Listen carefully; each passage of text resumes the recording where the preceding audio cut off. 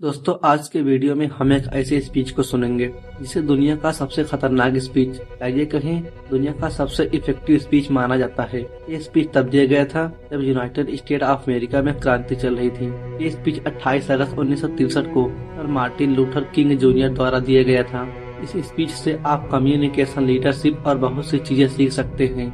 हर इंसान को एक बार ये स्पीच जरूर सुननी चाहिए, लेकिन बहुत सारे लोग इसे इसलिए नहीं सुन सकते कि ये स्पीच इंग्लिश लैंग्वेज में दिया गया था। आज मैं इस पूरी स्पीच को हिंदी में बताने जा रहा हूँ। मैं सेम टू सेम उन्हीं शब्दों को पेश करूंगा जो उन्होंने इंग्लिश में बोले थे। बस ये समझे कि आप उन्हीं की स्पीच हिंदी में सुन रहे हैं, बस इसमें आवाज सिर्फ मेरी है।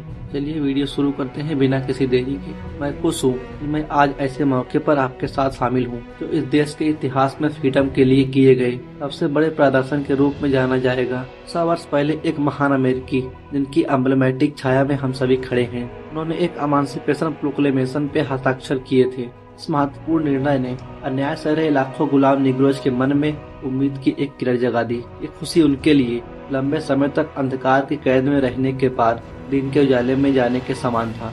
परंतु आज 100 सालों बाद भी निग्रोज आजाद नहीं है। 100 साल बाद भी एक निग्रो की जिंदगी अलगाव की हथकड़ी और भेदभाव की जंजीरों में जकड़ी हुई है। 100 साल बाद भी निग्रो समृद्धि के विशाल समुद्र के बीच गरीबी के एक द्वीप में रहता है। 100 साल बाद भी निग्रो अमेरिकी समाज के कोनों में सड़ रहा है और अपने ही देश में खुद को निर्वासित पाता है। इसलिए आज हम सभी यहाँ इस शर्मनाक स्थिति को दर्शाने के लिए इकट्ठा हैं। एक मायने में हम अपने देश की राजधानी में एक चेक कैश कराने आए हैं, जब हमारे गणतंत्र के आर्किटेक्ट संविधान और फ्रीडम की घोषणा बड़े ही भव्य शब्दों में लिख रहे थे और दरअसल वे एक वचन पत्र पर हस्ताक्षर कर रहे थे जिसका हर एक अमेरिकी वारिस होने वाला था। ये पत्र एक वचन था कि सभी व्यक्ति, हाँ सभी व्यक्ति, चाहे वो काले हों या गोरे, सभी को जीवन, स्वाधीनता और अपनी प्रसन्नता के लिए अग्रसर रहने का अधिकार होगा। आज ये स्पष्ट है कि अमेरिका अपने अश्वेत नागरिकों से ये वचन निभाने में चूक चुका है। इस पवित्र दायित्व का सम्मान करने के बजाय अमेरिका ने निग्रो लोगों को एक अनुपयुक्त चेक दिया है। कैसा चेक जिस पर अपर्याप्त कोष लिखकर वापस कर दिया गया है। लेकिन हम ये मानने से इनकार करते हैं कि न्याय का बैंक बैंकरप्ट हो चुका है। हम ये मानने से इनकार करते हैं कि इस देश में अवसर की महान तिजोरी में अपर्याप्त कोष है। इसलिए हम इस चेक को कैश कराने आए हैं। ऐसा चेक जो मांगे जाने पर हमें धन उपार्जन की आजादी और न्याय की सुरक्षा देगा। हम इस पवित्र स्थान पर इसलिए भी आए हैं कि हम अमेरिका को याद दिला सके इसे तत्काल करने की सख्त जरूरत है और शांत रहने का या फिर खुद को दिलासा देने का वक्त नहीं है। अब लोकतंत्र के दिए वचन को निभाने का वक्त है। अब वक्त है अंधेरी और निर्जन घड़ी से निकलकर नस्ली न्याय के प्रकाशित मार्ग पे चलने का। अब वक्त है अपने देश को नस्ली अन्याय के दलदल से निकलकर भाईचारे की ठोस चट्टान खड़ा करने का। वक्त है नस्ली न्याय को प्रभु की सभी संतानों के लिए वास्तविक बनाने का। इस बात की तत्काल अनदेखी करना राष्ट्र के लिए घातक साबित होगा। निग्रोज के वैध असंतोष की गर्मी तब तक खत्म नहीं होगी जब तक फ्रीडम और समानता की ऋतु नहीं आ जाती। 1963 एक अंत नहीं बल्कि एक आरंभ है जो ये आशा रखते हैं कि निग्रो अपना क्रोध दिखाने के बाद शांत हो जाएंगे। देश फिर पुराने ढर्रे पे चलने लगेगा मानो कुछ हुआ ही नहीं। उन्हें एक असभ्य जागृति का सामना करना पड़ेगा। अमेरिका में तब तक सुख शांति नहीं होगी जब तक निग्रोज को नागरिकता का अधिकार नहीं मिल जाता है। विद्रोह का बवंडर तब तक हमारे देश की नींव हिलाता रहेगा जब तक न्याय की सुबह नहीं हो जाती। लेकिन मैं अपने लोगों जो न्याय के महल की दहलीज पे खड़े हैं से जरूर कहना चाहूँगा, अपना उचित स्थान पाने की प्रक्रिया में हमें कोई गलत काम करने का दोषी नहीं बनना है। हमें अपनी आजादी की प्यास, घृणा और कड़वाहट का प्याला पीकर नहीं बुझानी है।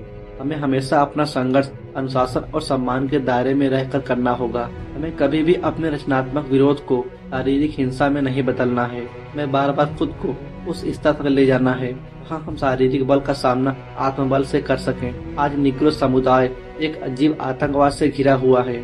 हमें ऐसा कुछ नहीं करना है सभी श्वेत लोग हम पे अविश्वास करने लगे कि हमारे कई श्वेत बंधु इस बात को जान चुके हैं कि उनका भाग्य हमारे भाग्य से जुड़ा हुआ है और ऐसा आज उनकी यहाँ पर उपस्थिति से सिद्ध होता है। वो इस बात को जान चुके हैं कि उनकी फ्रीडम हमारी फ्रीडम से जुड़ी हुई है।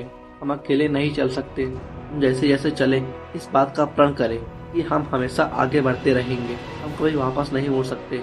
ऐसे लोग भी हैं जो हम नागरिक अधिकारों के भक्तों से पूछ रहे हैं कि आखिर हम कब तक संतुष्ट होंगे। हम तब तक संतुष्ट नहीं होंगे जब तक एक निग्रो पुलिस की अनकही भयावहता और बर्बरता का शिकार होता रहेगा। हम तब तक संतुष्ट नहीं होंगे जब तक यात्रा में थके हुए हमारे शरीर राजमार्गों के ढाबों और शहर के होटलों में विश्राम नहीं कर सकते।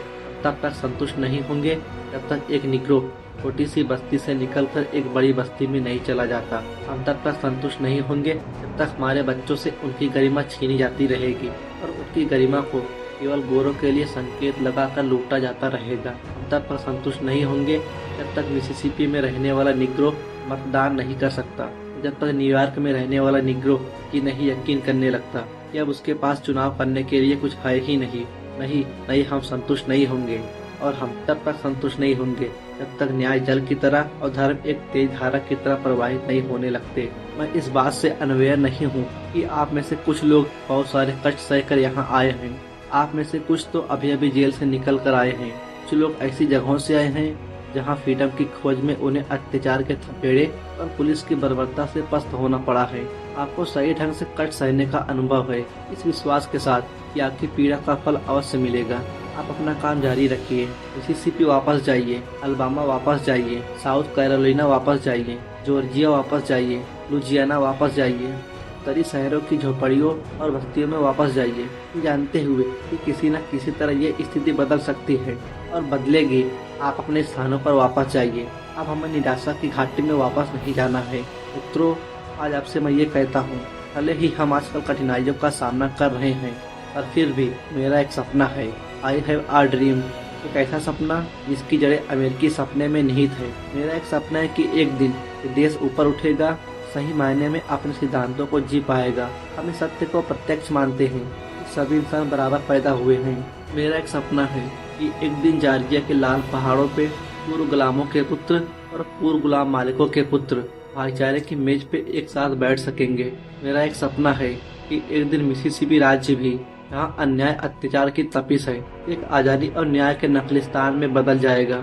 मेरा एक सपना है कि एक दिन मेरे चारों छोटे बच्चे एक ऐसे देश में रहेंगे जहाँ उनका मूल्यांकन उनकी चमड़ी के रंग से नहीं बल्कि उनके चरित्र की ताकत से किया जाएगा। आज मेरा एक सपना है कि एक दिन अल्बामा में, जहाँ भ्रष्ट जातिवाद है, जहाँ राज्यपाल के मुख से बस पीछ बचाव और संघीय कानून को न मानने के शब्द निकलते हैं, एक दिन उसी अल्बामा में छोटे छोटे अश्वेत लड़के और लड़कियाँ, छोटे छोटे श्वेत लड़के और लड़कियों का हाथ भाई बहन के समान थाम सकेंगे। मेरा एक सपना है कि एक दिन हर घाटी ऊंची हो जाएगी, एक पहाड़ नीचा हो जाएगा, बेढंगे स्थान सपाट हो जाएंगे और टेढ़े मेढ़े रास्ते सीधे हो जाएंगे। तब ईश्वर की महिमा दिखाई देगी और सभी मनुष्य उसे एक साथ देखेंगे। ये हमारी आशा है।